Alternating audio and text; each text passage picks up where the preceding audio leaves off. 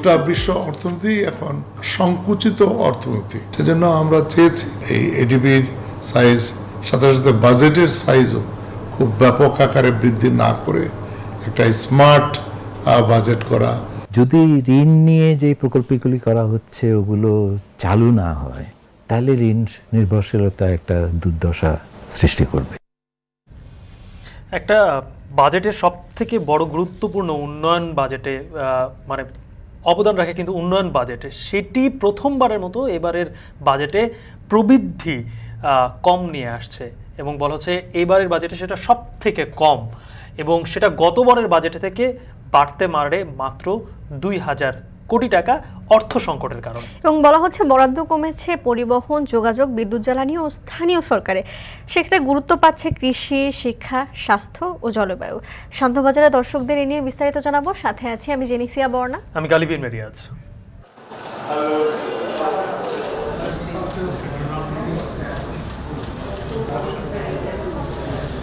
We want to look forward and not look back. We want to find ways to strengthen our relationship.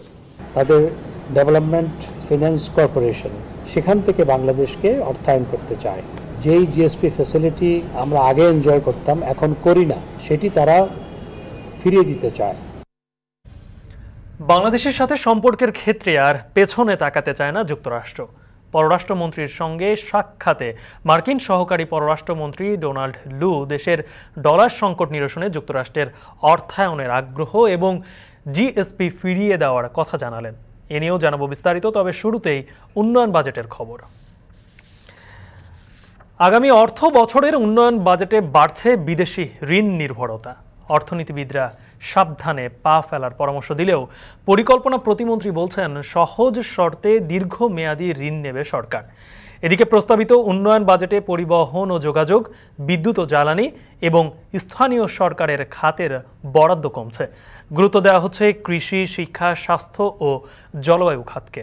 সব মিলিয়ে 2,65,000 কোটি টাকার বার্ষিক উন্নয়ন কর্মসূচি চূড়ান্ত করতে যাচ্ছে সরকার।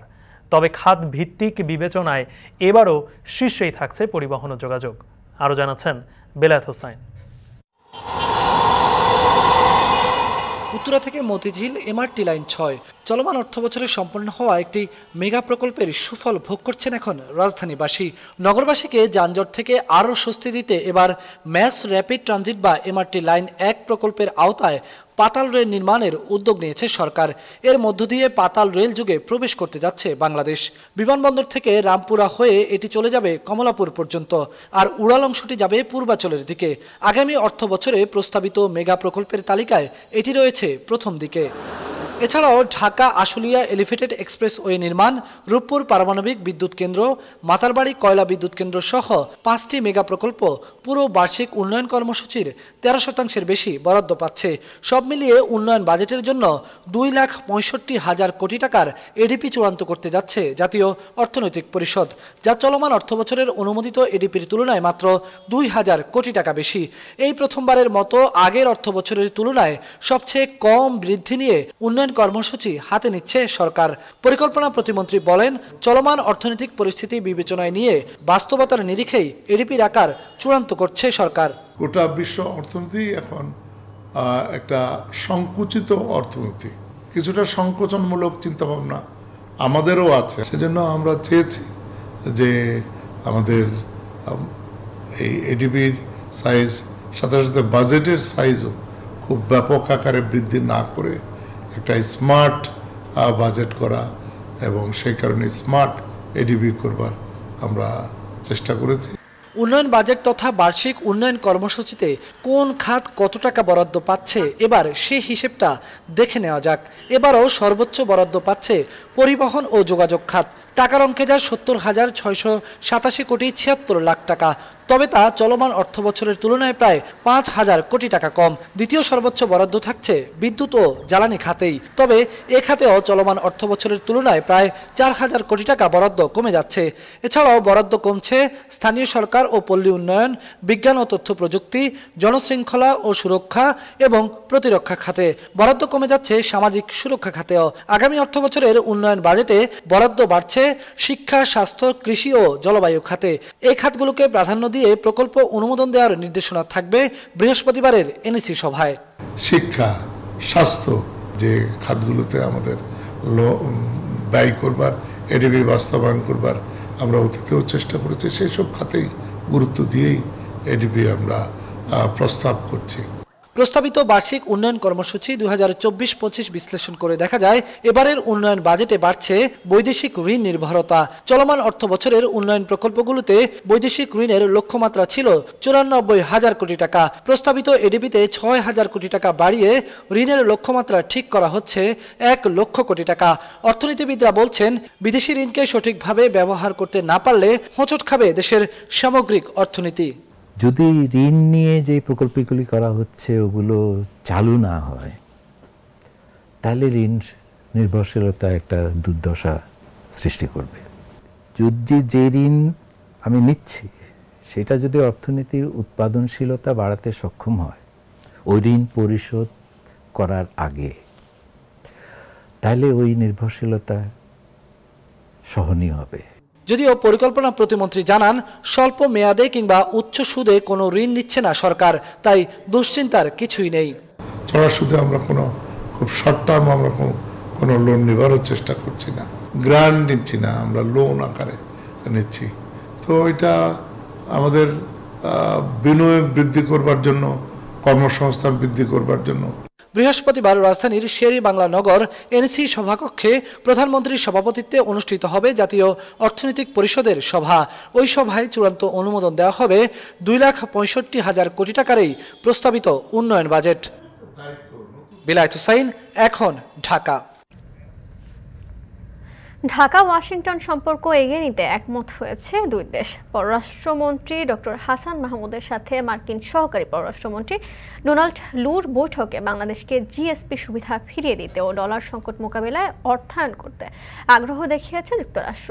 লু বলেছেন, স্যাংশন, ভিসা নীতির মতো কিছু অপ্রিয় নীতি বাংলাদেশে চালু থাকলে ঢাকা ওয়াশিংটন সম্পর্ক এগিয়ে নিয়ে যেতে কোনো বাধা নেই। আরও জানাচ্ছেন নাইমাবির। We want to look forward and not look back. We want to find ways to strengthen our relationship. গেল বছর দ্বাদশ জাতীয় সংসদ নির্বাচনের আগে ডোনাল্ড লু 2 দফায় ঢাকা সফর করেন। সে সময় অংশগ্রহণমূলক নির্বাচনের জন্য সরকারকে নানা পরামর্শ দিয়েছিল মার্কিন যুক্তরাষ্ট্র। ডোনাল্ড লু বৈঠক করেছিলেন বিএনপি সহ বিভিন্ন রাজনৈতিক দলের সাথেও। ছিল দুদেশের মধ্যে নানা শঙ্কা, উদ্বেগ। ভিসা নীতি আর র্যাবের স্যাংশন নিয়েও আলোচনা ছিল। নির্বাচনের ঠিক 4 মাস পর ফের ঢাকায় মিস্টার লু। সফরের দ্বিতীয় দিনে লুর কর্মসূচিতে এটা স্পষ্ট, এবারের সফর গেলবারের তুলনায় আলাদা। রাজনীতি নয়, কূটনৈতিক সম্পর্ক উন্নয়নেই জোর দিচ্ছেন তিনি। বুধবার দুপুরে রাষ্ট্রীয় অতিথি ভবন পদ্মায় প্রবেশ করেন তিনি। সেখানে পররাষ্ট্র সচিবের সাথে বৈঠক সেরে আসেন সেগুনবাগিচায়। শুরু হয় পররাষ্ট্রমন্ত্রী ডক্টর হাসান মাহমুদের সাথে বৈঠক। এ সময় ঢাকা ওয়াশিংটন দ্বিপক্ষীয় সম্পর্ক জোরদারে আলোচনা হয়। পররাষ্ট্রমন্ত্রী ডক্টর হাসান মাহমুদ দেশের বিশেষ অর্থনৈতিক অঞ্চলে যুক্তরাষ্ট্রকে বিনিয়োগের আহ্বান জানান। আইএলও এর শ্রমনীতি মেনে দেশের শ্রম আইন ঢেলে সাজালে বাংলাদেশকে জিএসপি ফিরিয়ে দিতে আগ্রহ দেখায় লু। এছাড়াও দেশে চলমান ডলার সংকট মোকাবিলায় ডেভেলপমেন্ট ফিন্যান্স কর্পোরেশন থেকে অর্থায়নও করতে চায় দেশটি। বৈঠক শেষে গণমাধ্যমে কথা বলেন ডোনাল্ড লু। বলেন, নির্বাচন পরবর্তী ঢাকা ওয়াশিংটন আস্থা ফিরিয়ে আনতেই তার এই সফর। স্যাংশন, ভিসা নীতির মতো কিছু অপ্রিয় নীতি বাংলাদেশে চালু থাকলেও সম্পর্ক এগিয়ে নিয়ে যেতে কোনো বাধা নেই যুক্তরাষ্ট্রের। We have lots of hard issues. RAB sanctions. We have labor reforms. We have human rights and business climate reforms. But in order to work on the hard issues, we want to build up the cooperation we have on positive issues. We're talking about new investment. We're talking about the ability of more Bangladeshi students to study in the United States. And we're talking about how do we work together on clean energy. আর পররাষ্ট্রমন্ত্রী বলেন, বাংলাদেশ যুক্তরাষ্ট্র সম্পর্ক অতীতে কেমন ছিল সেটা না দেখে সামনে এগিয়ে যাওয়াই এখন লক্ষ্য। আমরা সম্পর্ককে এগিয়ে নিয়ে যাওয়ার লক্ষ্যেই পজিটিভ বিষয়গুলো নিয়ে আলোচনা করেছি। তবে আমরা উভয় পক্ষ আলোচনা করেছি যে অতীতে কী ঘটেছে সেগুলো আমরা দেখতে চাই না, আমরা ভবিষ্যতের দিকে তাকাতে চাই। এর আগে সকালে সচিবালয়ে পরিবেশ, বন ও জলবায়ু পরিবর্তন বিষয়ক মন্ত্রী সাবের হোসেন চৌধুরীর সাথে বৈঠক করেন লু। সেখানে উঠে আসে দ্বিপক্ষীয় সম্পর্কের আওতায় জলবায়ু অভিঘাত মোকাবিলায় দুই দেশ কি করতে পারে সেসব বিষয়ে। বৈঠক শেষে গণমাধ্যমে দুই মন্ত্রী জানান, জলবায়ু পরিবর্তনের প্রভাব মোকাবিলায় যুক্তরাষ্ট্র বাংলাদেশ একসঙ্গে কাজ করবে। এই বিষয়গুলিতে আমাদের অবস্থানগুলো অভিন্ন, যেমন জলবায়ু পরিবর্তন এবং সেটার অভিঘাত মোকাবেলার ক্ষেত্রে বাংলাদেশ এবং আমেরিকা আরো কিভাবে কাজ করতে পারে, মূলত আমরা সেটা নিয়ে আলাপ করেছি। We share a lot of values in wanting to protect the environment. We're excited about the cooperation we're doing in the space of climate change, and we're doing much more in the future. এ সময় প্রান্তিক পর্যায়ে জলবায়ু বিষয়ক প্রকল্পে বিনিয়োগে আগ্রহ দেখায় Washington. Naim আবির, এখন, ঢাকা। এদিকে খোলা বাজারে অভাব নেই আর এলসি খুলতে ডলার নেই। সংকটের ডলার তাহলে কার পকেটে? ডলার সংকটে ক্ষতিগ্রস্ত হবে আমদানি নির্ভর রপ্তানি, দাবি ব্যবসায়ীদের। অর্থনৈতিক বিশ্লেষকরা বলছে, ডলার সংকটে আরও বাড়বে নিত্য প্রয়োজনীয় পণ্য ও সেবার দাম। বিস্তারিত লিখন শেখের ক্যামেরায় আরিফ হোসেনের প্রতিবেদন। ডলারের কোনো সংকট নাই। ঢাকা শহরে বহুত ঘরে লক্ষ লক্ষ ডলার রয়েছে। কোথায় ডলার সংকট, কে বলেছে? এমন প্রশ্ন ৩০ বছর মানি এক্সচেঞ্জের সাথে জড়িত এই ব্যবসায়ীর। আপনি ৫ লাখ ডলার কোন আধা ঘন্টা টাইম দেন আর ৫ লাখ ডলার আপনার মিলিয়ে দেওয়া হবে। খোলা বাজারে হাত বাড়লেই মিলছে ডলার, তবে সেজন্য পরিশোধ করতে হবে অতিরিক্ত অর্থ। ডলার অ্যাভেলেবল আছে, ব্যাংক যদি সঠিকভাবে ডলার দেয় তাহলে তো কোনো সমস্যাই থাকে না, ব্যাংক তো ডলার দেয়। খোলা বাজারে এত ডলার আসে কিভাবে, সে মন্ত্র জানে এখানকার সব ব্যবসায়ীরা।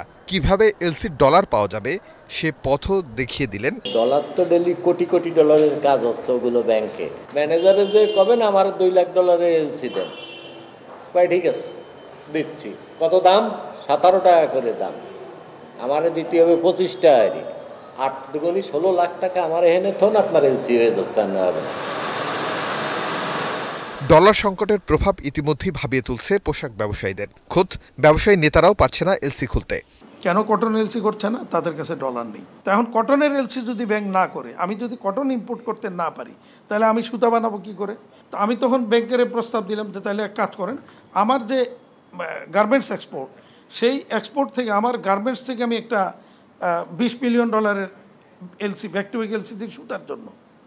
সেই সুতার বিপরীতে তারা 10 মিলিয়ন ডলারের একটা কটনের এলসি করবে। তখন প্রশ্ন হলো যে এখন কটনের এলসি করলে তো পেমেন্টটা দিতে হবে অ্যাট সাইট, তাহলে এখন পেমেন্ট দিবে কোত্থেকে? তখন আমি বললাম যে আপনি ইডিএফ থেকে করেন। তো ওনার উত্তর হলো যে ইডিএফ তো টাকা পাওয়া যায় না, এখন বাংলাদেশ ব্যাংক তো ইডিএফের টাকা দেয় না। সংকট আরও বাড়লে পোশাক খাত কতটুকু ক্ষতিগ্রস্ত হবে? এলসি যদি করতে না পারে তাহলে কোথায়, মানে বাংলাদেশের এই স্পিনিং মিল কোথায় যাবে? আমরা কোথায় যাব সুদের জন্য? সংকটটা খুব অনেক গভীরে সংকটটা দেখছি। ডলারের রেটের যে ভিন্নতা, এই ভিন্নতাটাও এই বিগত ১-১.৫ বছর যাবৎ বাংলাদেশের ব্যবসায়ীদেরকে চরমভাবে ভোগান্তির মধ্যে নিয়ে গেছে। এই সমস্যার সমাধানের পথ কি? অর্থনৈতিক বিশ্লেষকরা বলছে, রুখতে হবে কারসাজি। এই মুহূর্তে যে সমস্যা, সেই সমস্যার তাৎক্ষণিক প্রভাব পড়ছে ব্যবসায়ীদের উপরে, কিন্তু কাল বা পরশু এর প্রভাবটা কিন্তু গিয়ে পড়বে আমাদের যে সাধারণ মানুষ তাদের উপরে। যখন ডলার সংকট হয়েছে তখন কয়েকটা ব্যাংককে কিন্তু আইডেন্টিফাই করা হলো যে তারা আসলে কৃত্রিমভাবে তারা স্টক করে রাখছে, কিন্তু তাদের খুব বেশি শাস্তি হলো না। 1 বছর পরে কিন্তু ওই ডিপার্টমেন্টের যারা হেড তাদেরকে আবার পুনর্বহাল করা হলো। তো এটার দায় নিতে হবে আসলে বাণিজ্যিক ব্যাংকগুলোকে। আমি মনে করি যে বাংলাদেশ ব্যাংককে শক্ত হতে হবে, এটা একটা। আর একটা হচ্ছে যে কোনো ধরনের চাপের কাছে নতি স্বীকার করা যাবে না। বাংলাদেশ ব্যাংকের পদক্ষেপ অজানা কারণে খুঁজে পাচ্ছে না সংকট সমাধানের পথ। উপায় কি? বাংলাদেশের যে ম্যাক্রো ইকোনমিক স্ট্যাবিলিটি, এই স্ট্যাবিলিটি ফিরে আসবে যদি আমাদের আরও বেশি করে ডলার আনতে পারি। যেখান থেকেই পারি আমরা আরও বেশি করে যদি আনতে পারি। বাংলাদেশ ব্যাংক এর মধ্যে RFCD অ্যাকাউন্টে ডলার রাখলে পরে রেট অফ ইন্টারেস্ট দেবার চিন্তা করছে, এবং এইভাবে যদি বাইরের থেকে ডলার আসতে থাকে তাহলে কিন্তু রিজার্ভও বাড়বে, আমাদের রেমিটেন্স বাড়বে, এবং আমাদের যারা রেমিটেন্স কর্মী তাদের জন্য যদি এরকম নতুন নতুন ইনসেন্টিভ প্যাকেজ দিতে পারি তাহলে দেশের ম্যাক্রো ইকোনমিক স্থিতিশীল করা কঠিন হবে না। একদিনে ডলারের দাম বেড়েছে 7 টাকা। তার উপরে ডলার সংকট দেশের নিত্য প্রয়োজনীয় পণ্যের দাম আরও লাগাম ছাড়া করতে পারে বলে মত খাত সংশ্লিষ্টদের। আরিফ হোসেন, এখন, ঢাকা। 10 বছরের প্রকল্পের 7 বছরের মাথায় এসে প্রকল্পের পরামর্শকদের চুক্তি মূল্য 50% বাড়াল সরকারি ক্রয় সংক্রান্ত মন্ত্রিসভা কমিটি। বুধবারের সভায় কমিটি 19টি প্রস্তাব অনুমোদন করে। এর মধ্যে ওয়াসার 3টি প্রকল্পে বাড়ছে কমপক্ষে 21 কোটি টাকা। এছাড়া আজকের অর্থনৈতিক বিষয় সংক্রান্ত মন্ত্রিসভা কমিটি বিশেষ প্রয়োজনে টিসিবিকে সরাসরি পণ্য কেনার জন্য আরও 1 বছর সময় বাড়িয়েছে। আরও জানাচ্ছেন আজহার লিমন। পল্লী উন্নয়ন ও সমবায় মন্ত্রণালয়ের প্রায় 6,500 কোটি টাকার প্রকল্প rural connectivity improve project RCIP 2018 থেকে 2027 সাল পর্যন্ত এই প্রকল্পের লক্ষ্য দেশের 34টি জেলার পল্লী সড়কগুলোকে সব আবহাওয়ার উপযোগী করে টেকসই করা। এর প্রেক্ষাপটে 2020 সালের মধ্যে এসব এলাকার অন্তত 80% সড়ককে এ পর্যায়ে নিয়ে আসার লক্ষ্যের কথাও বলা হয়েছে। প্রকল্পের যখন আর 3 বছর বাকি, তখন সেবা দিতে মূল চুক্তির প্রায় 50% টাকা বেশি চাইছে প্রকল্পের পরামর্শকরা। জার্মানির একটি এবং বাংলাদেশের 2টি কোম্পানির যৌথ উদ্যোগে গঠিত ওই পরামর্শক প্রতিষ্ঠান এর জন্য প্রায় 44 কোটি টাকা বাড়িয়ে প্রায় 133 কোটি টাকার সংশোধিত চুক্তিমূল্য প্রস্তাব করে সংশ্লিষ্ট মন্ত্রণালয়ের মাধ্যমে। সরকারি ক্রয় সংক্রান্ত মন্ত্রিসভার কমিটি বুধবারের সভায় যা অনুমোদন করেন। যেহেতু সময় 4 বছর বৃদ্ধি পেয়েছে এই প্রকল্পের, সুতরাং এই 4 বছর বৃদ্ধির কারণে কনসালটেন্ট রাখতে হচ্ছে এবং কনসালটেন্টের জন্য 44 কোটি টাকা অতিরিক্ত ভেরিয়েশন প্রস্তাব এখানে উপস্থাপন করা হয়েছে। আজকের সভায় সংশ্লিষ্ট কমিটি সব মিলিয়ে 19টি প্রস্তাবের অনুমতি দিয়েছে, যার মধ্যে ঢাকা ওয়াসারও 3টি প্রকল্প রয়েছে। মোট 21 কোটি 37 লাখ টাকা বাড়ার এই প্রস্তাবের মধ্যেও ওয়াসার পানি সরবরাহ নেটওয়ার্ক উন্নয়ন প্রকল্পের পরামর্শকদের মেয়াদ ও বিল বৃদ্ধি সংক্রান্ত প্রস্তাব রয়েছে। এছাড়া আজকের ক্রয় কমিটি বিদ্যুৎ বিভাগের মাধ্যমে দেয়া পল্লী বিদ্যুতের 5টি ক্রয় প্রস্তাবের অনুমতি দিয়েছে। W1 প্যাকেজের আওতায় 5টি নতুন বৈদ্যুতিক উপকেন্দ্র নির্মাণ, W2 প্যাকেজের আওতায় 5টি। এদিন কৃষি ও শিল্প মন্ত্রণালয়ের MOP ইউরিয়া সহ 7টি সার কেনার প্রস্তাবের অনুমোদন দেওয়া হয়, যা আগের দরের চেয়ে ইউনিট প্রতি সর্বোচ্চ 77 মার্কিন ডলার কম। এছাড়া টিসিবির মাধ্যমে স্থানীয় বাজার থেকে 10,000 মেট্রিক টন মসুর ডাল কেনার বাণিজ্য মন্ত্রণালয়ের প্রস্তাবের অনুমোদন দেয় ক্রয় কমিটি। WTO এর বিধিবিধান অনুসরণপূর্বক রপ্তানিকারকদের উৎসাহিত করার জন্য আর্থিক প্রণোদনার বিকল্প পদক্ষেপ গ্রহণের বিষয়ে দিক নির্দেশনা প্রদান করা হয়েছে। বুধবারের অর্থনৈতিক বিষয় সংক্রান্ত মন্ত্রিসভার কমিটির আলোচ্য বিষয় ছিল 2টি, যে প্রস্তাবগুলো অনুমোদন দেওয়া হয়। এর মধ্যে রাষ্ট্রীয় জরুরি প্রয়োজনে সরাসরি পণ্য সামগ্রী সংগ্রহের জন্য টিসিবিকে দেয়া ক্ষমতা আরও 1 বছর বাড়ানো হয় এবং 110 বিলিয়ন রপ্তানি লক্ষ্যমাত্রা নির্ধারণ সহ বেশ কিছু পরিবর্তন এনে রপ্তানি নীতি 2024-27 অনুমোদন দেওয়া হয়। আজহার লিমন, এখন, ঢাকা। নারীদের সমাজের মূল চালিকা শক্তি হিসেবে এগিয়ে নেওয়ার আহ্বান জানিয়েছেন প্রধানমন্ত্রী শেখ হাসিনা। রাজধানীতে জনসংখ্যার বৈচিত্র্য ও টেকসই উন্নয়ন নিয়ে আন্তর্জাতিক সম্মেলন উদ্বোধন করে তিনি বলেন, নারীদের উন্নয়ন ও কর্মমুখী শিক্ষায় গুরুত্ব আরোপ করছে তার সরকার। সকলের জন্য প্রয়োজনীয় স্বাস্থ্যসেবা নিশ্চিত করাও সরকারের লক্ষ্য বলে জানান তিনি। হাসিব বিল্লার প্রতিবেদন। প্রজনন, স্বাস্থ্য, অধিকার ও নারীর ক্ষমতায়ন নিশ্চিতের লক্ষ্যে 30 বছর ধরে কাজ করছে international conference on population and development ICPD। ICPDর 3 দশক পূর্তিতে ঢাকায় 2 দিনের বৈশ্বিক সংলাপ শুরু হলো বুধবার। বাংলাদেশ, বুলগেরিয়া ও জাপান সরকারের যৌথ উদ্যোগে এ সংলাপের আয়োজন করেছে UNFPA। জনসংখ্যার বৈচিত্র্য ও টেকসই উন্নয়ন শীর্ষকে সংলাপে অংশ নিয়েছে 48টি দেশের 2 শতাধিক প্রতিনিধি। বৈশ্বিক এ সংলাপের উদ্বোধন করে প্রধানমন্ত্রী শেখ হাসিনা বলেন, নারী ও শিশু স্বাস্থ্য উন্নয়নে ব্যাপক কর্মসূচি নিয়েছে তার সরকার, যার ফলে 15 বছরে কমেছে বাল্যবিবাহ ও শিশু মৃত্যুর হার। মা ও শিশু সহায়তা কর্মসূচি বাস্তবায়নের মাধ্যমে 13 লাখ উপকারভোগীকে আর্থিক সহায়তা প্রদান করা হচ্ছে। বর্তমানে বাংলাদেশে শিশু মৃত্যু হার প্রতি 1000-এ 21 জন এবং নারী ও কন্যা শিশুদের কল্যাণে বিভিন্ন সরকারি উদ্যোগের ফলে বাল্যবিবাহের হার বহুলাংশে হ্রাস পেয়েছে। বাল্যবিবাহ, যৌতুক, নারীর প্রতি সহিংসতা রোধে সম্মিলিত সামাজিক আন্দোলনের কোনো বিকল্প নেই। আমাদের মেয়েদের কেবল ভুক্তভোগী হিসেবে না দেখে তাদের পরিবর্তনের মূল চালিকা শক্তি হিসেবে প্রস্তুত করতে হবে। নারী ও শিশুর জন্য প্রয়োজনীয় স্বাস্থ্যসেবা নিশ্চিতের গুরুত্ব তুলে ধরে তাদের সহায়তায় আরও বেশি বৈশ্বিক অর্থায়নের আহ্বান জানান প্রধানমন্ত্রী। পাশাপাশি ফিলিস্তিনের সংঘাত বন্ধে বিশ্ব নেতাদের প্রতি দৃষ্টি আকর্ষণ করেন তিনি।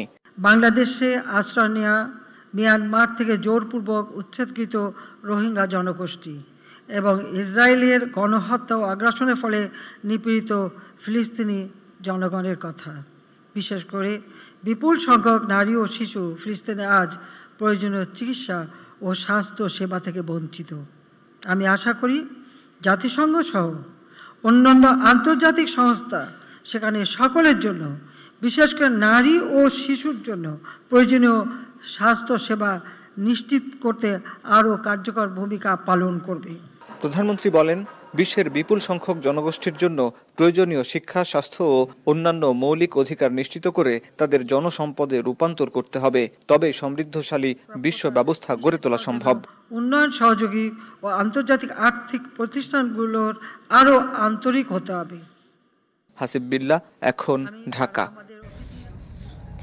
সড়কে শৃঙ্খলা ফেরাতে রাজধানীতে ব্যাটারি চালিত রিকশা বন্ধের নির্দেশ দিয়েছেন সড়ক পরিবহন ও সেতুমন্ত্রী। এছাড়া মোটরসাইকেলে নো হেলমেট নো ফুয়েল এই নীতি চালুর বিষয়ে সিদ্ধান্ত নেওয়া হয়েছে। সড়ক বিভাগ, মেয়র, পরিবহন ও নেতাসহ সংশ্লিষ্টদের সঙ্গে বৈঠকে সেতুমন্ত্রী আরও বলেন, সড়কে শৃঙ্খলা না এলে মেগা প্রকল্পের সুফল পাওয়া যাবে না। আর দক্ষিণ সিটির মেয়র রোড ট্যাক্সের হিস্সা দাবি করছেন। আরও জানাচ্ছেন বাজিদ সাদ।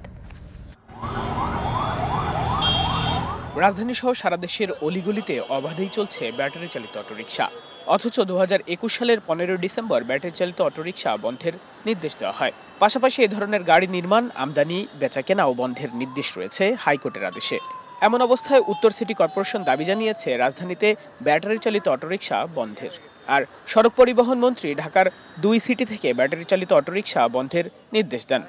আরেকটি ডিসিশন আমার মনে হয় আসা দরকার যে ঢাকা শহরের কোন ধরনের ইজি বাইক চলবে না বা ব্যাটারি চালাবে, এটা অত্যন্ত ভাবে ঝুঁকিপূর্ণ। সিটিতে যাতে এসব ব্যাটারি চালিত গাড়ি না চলে, এ ব্যাপারে শুধু নিষেধাজ্ঞা আরোপ নয়, এগুলো চলতে যাতে না পারে সেই ব্যবস্থা করতে হবে। একদিকে সড়ক বিভাগ ও সিটি কর্পোরেশন ব্যাটারি চালিত অটোরিকশা বন্ধ চাইছে, অথচ বিদ্যুৎ প্রতিমন্ত্রী বলে আসছেন ব্যাটারি চালিত অটোরিকশা বাংলাদেশের টেসলা। গত 8 ফেব্রুয়ারি জাতীয় সংসদে এক প্রশ্নের জবাবে বিদ্যুৎ প্রতিমন্ত্রী বলেন, জ্বালানি তেল সাশ্রয়ে বাজারে যাতে ইলেকট্রিক গাড়ি আসে সেজন্য তারা উৎসাহিত করে। এছাড়া গত 13 মার্চ মন্ত্রিসভার বৈঠকেও সড়ক পরিবহন সংশোধন আইনের খসড়া নীতিগত অনুমোদন দেওয়া হয়। সেখানে ব্যাটারি চালিত যানবাহনকে স্বীকৃতি দেওয়ার সিদ্ধান্ত হয়েছে। এদিকে সড়কে শৃঙ্খলা ফেরাতে আইন, জেল, জরিমানা কোনো কিছুরই কমতি নেই। তারপরও বেপরোয়া গতি, লক্কর ঝক্কর বাস, হেলমেট ছাড়া মোটরসাইকেল, এজন্য আইন ভাঙার প্রতিযোগিতা। সবশেষ রাজধানীর বনানী এলাকায় দূরপাল্লার বাসে গেটলক সার্ভিস চালু করা হয়, অথচ শুরু না হতেই চলছে অনিয়ম। আর এই সড়কে শৃঙ্খলা আনা যাদের দায়িত্ব তাদের নিয়ে বুধবার বিআরটিএ কার্যালয়ে বৈঠক অনুষ্ঠিত হয়। এ সময় মোটরসাইকেলে নো হেলমেট নো ফুয়েল এই নীতি চালুর নির্দেশনা দেওয়া হয়। একই সঙ্গে ঢাকার রাস্তায় 40 বছরের পুরনো গাড়ি কিভাবে চলে সেই প্রশ্ন ছুড়ে দেন খোদ সড়ক পরিবহন মন্ত্রী। লক্কর ঝক্কর এবং এইরকম গরিব গরিব চেহারা, বাংলাদেশটা এত এগিয়ে গেছে, এখানকার বাসগুলো দেখলে মনে হয় না বাংলাদেশের কোনো অগ্রগতি হয়েছে। এর চেয়ে মফস্বলের গাড়িগুলো একটু বেটার। যে পলিসিটা আমরা নিয়েছিলাম, এখন মফস্বল এটা চালু করেন, ডিসি সাহেবদের বলেন, এসপি সাহেবদের বলেন যে ওইসব জায়গায়ও কাউকে তেল দেওয়া হবে না যদি হেলমেট না থাকে, নো ফুল। এটা আজকে আমরা সিদ্ধান্তই নিলাম। খালি ঢাকা শহর করলে তো হবে না, পুরো বাংলাদেশ করতে হবে নো হেলমেট নো ফুয়েল। তবে দুর্ঘটনা ঘটলে কেবল চালক দায়ী, এটা মানতে নারাজ শ্রমিক নেতারা। পুলিশ একটা দায় ছাড়া গোছের একটা রিপোর্ট দিয়ে দেয় যে বেপরোয়া গাড়ি চালাচ্ছিল, সেই কারণে দুর্ঘটনা ঘটেছে। কারণে ঘটেছে বলে যে অভিযোগটা করা হয়, এটা কিন্তু সব ক্ষেত্রে সত্য নয়। ফিটনেস বিহীন মেয়াদ উত্তীর্ণ গাড়িকে স্ক্র্যাপ করা হোক। আমি বারবার বিআরটিএ চেয়ারম্যানকে বলছি, আপনারা 2-4-10টা আগে স্ক্র্যাপ করেন, এটা দেখুক সারা দেশ, তাহলে বাকিরা ভয় ভেঙে দেবে। এদিকে সভায় উঠে আসে সড়ক কর কারা নেবে। রোড ট্যাক্সের শতভাগ যায় সড়ক বিভাগের কাছে, কিন্তু ঢাকা সিটির সড়ক নির্মাণ ও সংস্কার কাজ করে সিটি কর্পোরেশন। তাই এর রোড ট্যাক্সের বাৎসরিক একটা অংশ দাবি করেন দক্ষিণ সিটি মেয়র। রোড ট্যাক্সের একটি অংশ যাতে করে সিটি কর্পোরেশন পায়, আমরা পুরোটা চাচ্ছি না।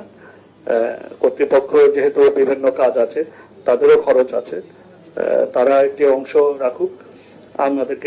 আমাদের অংশটা যদি দিয়ে দেওয়া হয় বাৎসরিক, তাহলে আমরা উপকৃত হব। বাইজিদ সাদ, এখন, ঢাকা। ঈদুল আজহা ঘিরে গার্মেন্টস খাতে বিশৃঙ্খলা এড়াতে শীর্ষ ব্যবসায়ী সংগঠনগুলোর সাথে বসলেন শ্রম প্রতিমন্ত্রী। বিজিএমইএ, বিকেএমইএস সহ এমপ্লয়ার্স ফেডারেশন ও শ্রমিক নেতাদের নিয়ে ত্রিপক্ষীয় পরামর্শ পরিষদের 18তম সভায় প্রতিমন্ত্রী বলেন, কোরবানি ঈদের আগে সময় মতো মে মাসের বেতন ভাতা ও মহাসড়কে চাপ কমাতে সঠিক সময়ে কারখানা ছুটি দিতে হবে। মেহরিন আনীর প্রতিবেদন। বাংলাদেশের রপ্তানি আয়ের অন্যতম প্রধান খাত তৈরি পোশাক শিল্প। করোনা মহামারী এবং বিশ্ব বাণিজ্যে নেতৃত্বে দেওয়া দেশগুলোর যুদ্ধে লিপ্ত হওয়ার প্রভাব পড়ে দেশের পোশাক রপ্তানিতে। তবে নানা প্রতিকূলতার মাঝে সস্তা শ্রমের সুবাদে সংকট কাটিয়ে বৈদেশিক মুদ্রায়ের নেতৃত্ব দিচ্ছে এই খাত। এবছর শুধু ফেব্রুয়ারিতে 449 কোটি মার্কিন ডলারের পোশাক রপ্তানি হয়েছে, যা গেল বছরের একই সময়ের তুলনায় 13.93% বেশি। জুলাই থেকে ফেব্রুয়ারি পর্যন্ত পোশাক রপ্তানি 3286 কোটি ডলারের, যা আগের বছরের এই সময়ের তুলনায় 4.77% বেশি। তবে যাদের দিনরাত অক্লান্ত পরিশ্রমে এগিয়ে যাচ্ছে এই খাত, সেই শ্রমিকদের সঠিক পারিশ্রমিক সময়মতো দেয়া নিয়ে রয়েছে নানা সংকট। বিশেষ করে ঈদ এলে উৎসব ভাতা পায় না কোনো কোনো কারখানার শ্রমিকরা। এছাড়া ঈদের ছুটিও দেরিতে হওয়ায় মহাসড়কে ঈদযাত্রায় দেখা দেয় চরম ভোগান্তি। তাই কোরবানির ঈদকে ঘিরে শ্রম ভবনে গার্মেন্টস খাতের ত্রিপক্ষীয় পরামর্শ পরিষদের 18তম সভা করে শ্রম ও কর্মসংস্থান মন্ত্রণালয়। বৈঠকে বিজিএমইএ, বিকেএমইএ সহ এমপ্লয়ার্স ফেডারেশনের প্রতিনিধি ছাড়াও অংশ নেন শ্রমিক প্রতিনিধি হিসেবে 6টি সংগঠনের নেতা। তুলে ধরেন তাদের কিছু দাবি ও সমস্যা। অন্ততপক্ষে টিসিবির আন্ডারে যাতে এদের যে মাইনা যেটা হয়েছে, এই মাইনা দিয়ে অনেক সময় শ্রমিকদের তার দিন চলছে না, যার ফলে অন্তত টিসিবির মাধ্যমে যাতে তাদের খাদ্য সামগ্রী সরবরাহ করতে পারে সেই ব্যবস্থা। বৈঠকে ঈদের আগে সময়মতো বেতন ও উৎসব ভাতা পরিশোধের আশ্বাস দিয়েছে ব্যবসায়ী সংগঠনগুলো। প্রতিমন্ত্রী জানান, যানজট এড়াতে সমন্বিতভাবে ছুটি দেওয়া হবে।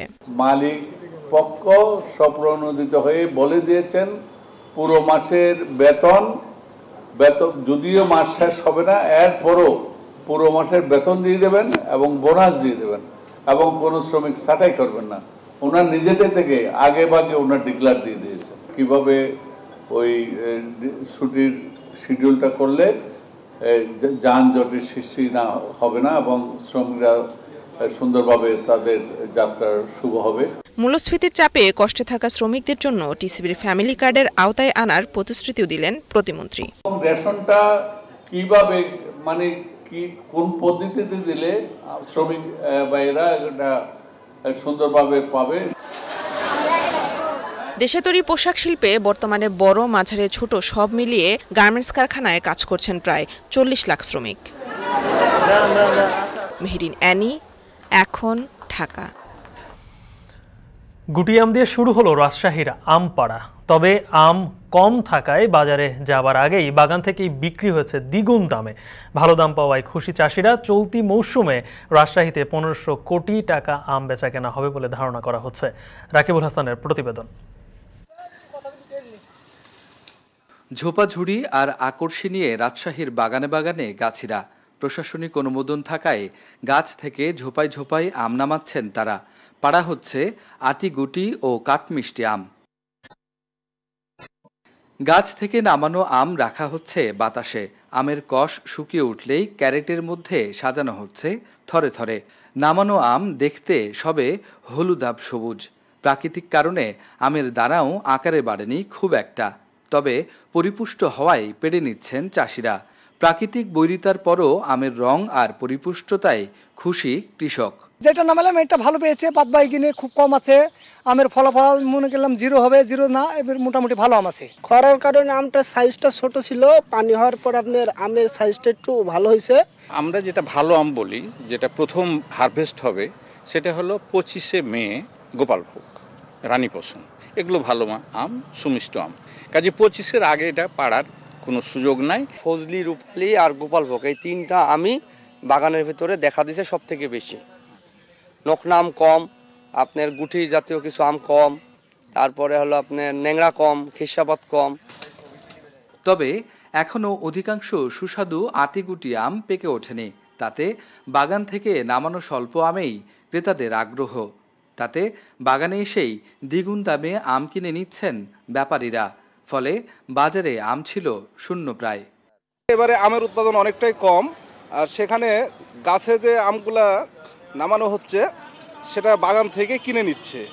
আশা করি 2-1 দিনের মধ্যেই আমের আমদানিটা ভালো হবে। জাতের আমগুলো 15-20 দিন দেরি হবে, আর হালকা কিছু যে কাঁচা মিষ্টি প্লাস হলো জাতের আঠিগুলো 2-1টা আসছে, তার জন্য আমাদের বাজারটা এখন আমের বাজার লাগে না। বাইরের যারা ব্যাপারীরা এখন কিন্তু সাতক্ষীরার আম চলতেছে, ওইটার মাঝামাঝি থেকেই আমাদের এইদিকে রাজশাহীতে ব্যাপারীগুলো যখন আসবে তখন পরিপূর্ণভাবে জমে উঠবে। রাজশাহীর বানেশ্বর বাজারের বণিক সমিতির ব্যবসায়ীরা বলছেন, প্রাকৃতিক কারণে আম দেরিতে পাকায় এবং হাটে ব্যাপারীদের উপস্থিতি কম থাকায় বাজার জমেনি। সপ্তাহ বাদে জনপ্রিয় জাতের আম বাজারে আসলে আমে ভরপুর হবে বাজার। কৃষি বিভাগ বলছে, আজ থেকে আম নামানোর সময় নির্ধারণ থাকলেও বাগানে পেকে ওঠার সাপেক্ষে আম পাড়বেন চাষিরা। আর এবছর প্রাকৃতিক বৈরিতা থাকলেও আমের বাণিজ্য ভালো হবার আশা তাদের। মুকুল কম হলে যেহেতু কৃষক বাণিজ্যিকভাবে এখানে আম চাষ হয়, এখানে আধুনিক যে বাগানগুলো গড়ে উঠেছে এবং সম্প্রতি যে বাগান সেখানে কিন্তু পর্যাপ্ত আম আছে। কাজেই আমরা আশা করি যে আমরা লক্ষ্যমাত্রার কাছাকাছি পৌঁছাতে পারব। রাজশাহীতে প্রায় 20,000 হেক্টর জমির আমের বাগান থেকে আম পাওয়া যাবে, যা গেল বছরের থেকে প্রায় 100 হেক্টর বেশি। প্রাকৃতিক বৈরিতার কারণে রাজশাহীর বাগানে গুটি আম খুব একটা পেকে ওঠেনি, তাতে বাজার জমেনি আমের। ব্যবসায়ীরা বলছেন, এমন খিরসাপাত, গোপালভোগ, রানী পছন্দের মতো রসালো টসটসে আম আর সপ্তাহখানেকের মধ্যে বাজারে আসলেই জমে উঠবে রাজশাহীর আমের বাজার। আর আগামী 4 মাসে 2,60,000 মেট্রিক টন আম নামবে রাজশাহীর হাটগুলোই। রাকিবুল হাসান, এখন রাজশাহী। ডেঙ্গু নিয়ে নগরবাসীর শঙ্কা বাড়ছে। মৌসুম শুরুর আগেই বাড়ছে আক্রান্ত। 2 মেয়র বলছেন, ডেঙ্গু প্রতিরোধে নানা উদ্যোগ চলমান, তবে স্বাস্থ্য অধিদপ্তর থেকে ডেঙ্গু আক্রান্তের সঠিক সংখ্যা না পাওয়ায় ডেঙ্গু প্রতিরোধে বেগ পেতে হচ্ছে। এদিকে গত 24 ঘন্টায় ডেঙ্গুতে 3 জনের মৃত্যু হয়েছে, আক্রান্ত হয়েছেন আরও 21 জন। রাব্বি হোসেনের প্রতিবেদন। ডেঙ্গু নিয়ে আতঙ্ক বাড়ছে সারা দেশে। রাজধানীতে প্রতিদিন গড়ে ডেঙ্গু আক্রান্ত হচ্ছে 10 থেকে 15 জন। হাসপাতালগুলোতেও বাড়ছে ভিড়। এই অবস্থায় ভরা মৌসুমে কি অবস্থা হবে তা ভেবেই দিশেহারা নগরবাসী। সিটি কর্পোরেশনে ওষুধ দেয় কিরকম? সিটি কর্পোরেশন ওষুধ দেয় ধরেন বাসায় বাসায় দেয় না, রাস্তায় রাস্তায় একটু ছিড়াই দেওয়া গেল গা। একটু নোংরা থায় মশা ধরে, এত মশা বাড়ে, মানুষের জ্বরে যায়, অসুখে যায়, ওষুধ খাইতে না, সরকার ওষুধ দেয় না। এডিস মশা নিধনে ঢাকা উত্তর সিটি কর্পোরেশন রাজধানীর বিভিন্ন খাল ও নর্দমা থেকে উদ্ধার করেছে পরিত্যক্ত পণ্য। এতে পাওয়া যাচ্ছে লেপ, তোশক, সোফা, লাগেজ, টায়ার, কমোড, ফুলের টবসহ নানান প্লাস্টিকের পণ্য। মূলত এই কারণে পানি প্রবাহ নষ্ট হচ্ছে, সৃষ্টি হচ্ছে জলাবদ্ধতা, তৈরি হচ্ছে এডিস মশার লার্ভা। পরিত্যক্ত এই পণ্যগুলো প্রদর্শন করে মানুষকে সচেতন করছে সিটি কর্পোরেশন। ঢাকার 2 সিটি কর্পোরেশন বলছে, 21 মে ঢাকার সকল সরকারি, বেসরকারি ও ব্যক্তি মালিকানাধীন ভবনগুলোতে ডেঙ্গু প্রতিরোধে চিরুনি অভিযান পরিচালনা করা হবে। কোথাও মশার লার্ভা পেলেই নেওয়া হবে ব্যবস্থা। পুলিশ যেরকম চোর ধরতে পারলে চোরকে জেল হাজতে দেয়, আমরা কিন্তু ফাইনের বন্দোবস্ত করছি। কিন্তু আমরা আমাদের এনফোর্সমেন্ট আমরা চালিয়ে যাব, এবং আমি যেটা বলতে চাই, আমরা ধরা যদি পড়ে তাই কিন্তু আইনের আওতায় আমরা নিয়ে যাব। এদিকে স্বাস্থ্য অধিদপ্তর থেকে দেয়া দক্ষিণ সিটি কর্পোরেশনের ডেঙ্গু রোগীর সংখ্যা অসম্পূর্ণ ও বিভ্রান্তিকর বলে দাবি করেন মেয়র। মাননীয় স্বাস্থ্যমন্ত্রী দায়িত্ব গ্রহণ করার পরেই তিনি আমাদেরকে নিয়ে বসেছিলেন। আমরা এই বিষয়টি পরিষ্কার করেছি যে আমাদেরকে যে তথ্য দেয়া হয়, এই তথ্যের মধ্যে সুষ্ঠু বা পরিপূর্ণ তথ্য আমরা অনেক সময়, বেশিরভাগ সময় পাই না, যার কারণে আমাদেরকে অনেক কষ্ট করতে হয় সেখান থেকে নির্দিষ্ট ঢাকার দক্ষিণ সিটি কর্পোরেশন এলাকার ঠিকানাগুলো, রোগীর ঠিকানাগুলো শনাক্ত করতে। তো সেই প্রেক্ষিতে আমরা তাদেরকে দিয়ে জানিয়েছি যে ঢাকার বাইরে যারা রুগী আসে তাদেরটা আলাদা পৃথক করা, কারণ এটা তেমন কোনো কঠিন কাজ না, কারণ ঢাকার বাইরে থেকে যারা আসে তারা বেশিরভাগ হলো রেফারেল হয়ে আসে। ডেঙ্গুর প্রভাব থেকে নগরবাসীকে মুক্তি দিতে নানা উদ্যোগ রয়েছে দুই সিটি কর্পোরেশনের, তবুও ডেঙ্গু থেকে মুক্তি মেলেনি। তাই বর্ষার আগে ডেঙ্গু প্রতিরোধে কার্যকর পদক্ষেপ নিতে সিটি কর্পোরেশনের প্রতি আহ্বান নগরবাসীর। রাব্বি হোসেন, এখন, ঢাকা। পাকিস্তানি পোশাকের নাম করে একই ধরনের দেশি পোশাক বিক্রি হচ্ছে ফেসবুকে। এমন অভিযোগে ফেসবুক পেজে বিক্রি বন্ধের পর এবার পাইকারি বিক্রেতার ব্যবসায় কার্যক্রম বন্ধের নির্দেশ দিল ভোক্তা অধিকার সংরক্ষণ অধিদপ্তর। দুপুরে এলিফ্যান্ট রোডের অভিযানে ভোক্তা অধিকার জানায়, সুনির্দিষ্ট প্রমাণ না দিতে পারলে পরবর্তীতে আইনি ব্যবস্থা নেওয়া হবে। একই সঙ্গে ক্রেতাদেরও যাচাই বাছাই করে অনলাইন থেকে পণ্য কেনার পরামর্শ ভোক্তার। বিস্তারিত প্রতিবেদনে। সামাজিক যোগাযোগ মাধ্যম খুললেই পোশাক সহ হরেক পণ্যের বিজ্ঞাপন সামনে আসে। ব্যক্তিগত আইডি কিংবা ছোট বড় বিভিন্ন পেজ থেকে লাইভে সরাসরি পণ্য বিক্রি করেন এমন বিক্রেতাই এখন সয়লাভ ফেসবুক। ঘরে বসে সহজে পণ্য পাওয়ায় এ খাতে ক্রেতা ছাড়িয়েছে 1 কোটিরও বেশি। মূলত করোনাকালীন ডিজিটাল উদ্যোক্তার পাশাপাশি বেড়েছে শুধুমাত্র ফেসবুক কেন্দ্রিক উদ্যোক্তাও, যার সংখ্যা এখন অন্তত 60,000। এত বিক্রেতার ভিড়ে কত শতাংশ সঠিক দাম সঠিক পণ্য ক্রেতার হাতে পৌঁছে দেয় তার নির্দিষ্ট কোনো হিসেব নেই।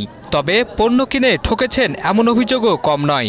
আমি এবার গ্রামে গেছি, তো সবাই আমার বলতেছে যারা আমার লাইভ দেখে যে আপু আপনার আইসক্রিম। পাকিস্তানি থ্রি পিস ও পোশাক বিক্রির নামে দেশি পণ্য ক্রেতাদের সরবরাহ করা হচ্ছে এমন অভিযোগে গেল কয়েকদিন আগে ফেসবুকে বেশ পরিচিত সানভিজ বাই তন্নি নামের একটি ফেসবুক মার্কেটিং পেজের কার্যক্রম স্থগিতাদেশ দেয় ভোক্তা অধিকার। এবার তাদেরই পাল্টা অভিযোগে পাইকারি পর্যায়ের বিক্রেতাকে ধরতে রাজধানীর এলিফ্যান্ট রোডের সুবাস্তু সেন্টারে ভোক্তা অধিকার। ভোক্তা অধিকার বলছে 2022 সাল থেকে এ পর্যন্ত পাকিস্তানি পণ্য বিক্রির কোনো সুনির্দিষ্ট প্রমাণ বা কাগজ দেখাতে পারেননি অভিযুক্ত ব্যবসায়ী। এই ড্রেস যে পাকিস্তানের তা সপক্ষে কোনো রকমের কাগজপত্র দেখাতে পারে নাই। এর প্রেক্ষিতে ওই প্রতিষ্ঠানটি জনস্বার্থে পরবর্তী নির্দেশ না দেওয়া পর্যন্ত সাময়িকভাবে বন্ধ রাখার ঘোষণা দেওয়া হয়। যদিও ব্যবসায়ীরা মানতে নারাজ অভিযোগ। মার্কেটে কোনো নকল পণ্য নেই দাবি করে পাল্টা অভিযোগ করেন ফেসবুকের খুচরা ব্যবসায়ীদের উপর।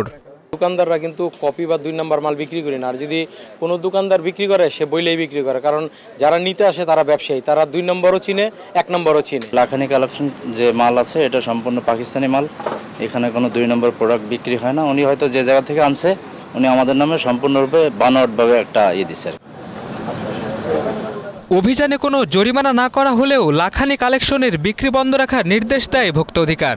সুনির্দিষ্ট প্রমাণ সহ আলোচনা করে তবেই পরবর্তী সিদ্ধান্ত। এখানে অনেক কোশ্চিন আমাদের কাছে দেখা দিল। এই বিষয়গুলো যেহেতু সন্দেহজনক থেকেই গেল, আর এনার কার্যক্রম অনেকটা সন্দেহজনক, সবকিছু মিলে এই প্রতিষ্ঠানের সকল প্রকার কার্যক্রম জনস্বার্থে পরবর্তী নির্দেশ না দেওয়া পর্যন্ত বন্ধ রাখার ঘোষণা দেওয়া হলো। সামাজিক যোগাযোগ মাধ্যমে বিজ্ঞাপন দেখে কোনো প্রকার যাচাই বাছাই ব্যতীত পণ্য না কেনার পরামর্শ ভোক্তা অধিকারের। শাহিনুল ইসলাম সাগর, এখন, ঢাকা। দলের প্রয়োজনে সবার সিদ্ধান্তে সাইফুদ্দিনের জায়গায় তানজিম সাকিবকে বিশ্বকাপ স্কোয়াডে নেওয়া হয়েছে বলে জানিয়েছেন ক্যাপ্টেন শান্ত। এছাড়া অফ ফর্মে থাকা লিটনকে দলে নেওয়ার কারণও জানান তিনি। বিস্তারিত জানাচ্ছেন তাসওয়ার নাফি। যুক্তরাষ্ট্রে পাড়ি দেবে দল, তার আগে মাঠে বিশ্বকাপ দলের ফটো সেশন। এরপর দেশের মাটিতে বিশ্বকাপে যাওয়ার আগে শেষবারের মতো গণমাধ্যমের মুখোমুখি অধিনায়ক ও কোচ। প্রশ্নের ঝাঁপি খুলে দেয়া সাংবাদিকদের জানার আগ্রহের কেন্দ্রেই সাইফুদ্দিনের বাদ পড়া। তবে শান্ত বললেন সোজা কথা, দলের প্রয়োজনই তানজিম সাকিবকে নেয়া। ওভারঅল টিমের কি প্রয়োজন, টিমের জন্য থাকে না একটা বিশ্বাসের ব্যাপারটা, কার উপর একটু কনফিডেন্স বেশি ছিল, কার উপর হয়তো কম ছিল, জিনিসটা এরকম ছিল। এবং আমাদের কাছে সবার কাছে মনে হচ্ছে যে সাকিব টিমের জন্য বেটার কিছু ডেলিভারি করতে পারবে আমাদের টিম কম্বিনেশন অনুযায়ী। শেষ 10 ম্যাচে 20-এর নিচে গড়। দুর্বল জিম্বাবুয়ের বিপক্ষেও হতাশ লিটন দাসের ব্যাট। তবু এলকিটিতেই ভরসা টিম ম্যানেজমেন্টের। শান্ত জানালো কারণটা অবশ্য শুধুই অভিজ্ঞতা। কেউই চায়নি যে একটা নতুন প্লেয়ার এসে টিমে হঠাৎ করে চলে আসুক, কারণ যে নতুন প্লেয়ারটা আসবে এরকম একটা বড় ইভেন্টে তার জন্য হয়তো ডিফিকাল্ট হবে। সো এই জন্য আমরা এক্সপিরিয়েন্সটাকে ওইখানে মূল্য দিয়েছে এবং আমি আশা করব যে লিটন ভালো কিছুই করবে ইনশাআল্লাহ। প্রথমবারের মতো সহ অধিনায়কের দায়িত্বে তাসকিন আহমেদ। পেস বোলিং ইউনিটের প্রধান অস্ত্রকেতায় বিশ্বকাপের প্রথম ম্যাচ থেকেই চান টাইগার অধিনায়ক। আশা করছি যে তাসকিন সুস্থ হয়ে যাবে, প্রথম ম্যাচ থেকে অ্যাভেলেবেল থাকবে। যদি না থাকতে পারে তাহলে এটা অবশ্যই আমাদের টিমের one of the best bowler এবং মেন বোলার আমি বলবো। না থাকতে পারলে সেক্ষেত্রে আমাদের যে ব্যাকআপ অপশন আছে ওটা নিয়েই আগাইতে হবে। মার্কিন মূল্যকে যাওয়ার আগে বুধবার প্রথম দিনের মতো অফিসিয়ালি অনুশীলন করে স্কোয়াডে থাকা ক্রিকেটাররা। সেখানে অবশ্য অনুপস্থিত সাকিব আল হাসান। এছাড়া তাসকিনের অনুশীলনের সময় কেটেছে জিম সেশনেই। তাসওয়ার নাফি, এখন, ঢাকা। এর মধ্যে দিয়ে শেষ করছি সান্ধ্যবাজার। যাবার আগে জানাতে চাই এখন টেলিভিশন ওয়েবসাইটে দেখতে হলে ভিজিট করুন www.ekhon.tv। ফেসবুকে যোগ রাখুন facebook.com/tv.ekhon আর ইউটিউবে লাইভ দেখতে ভিজিট করুন youtube.com/c/ekhon।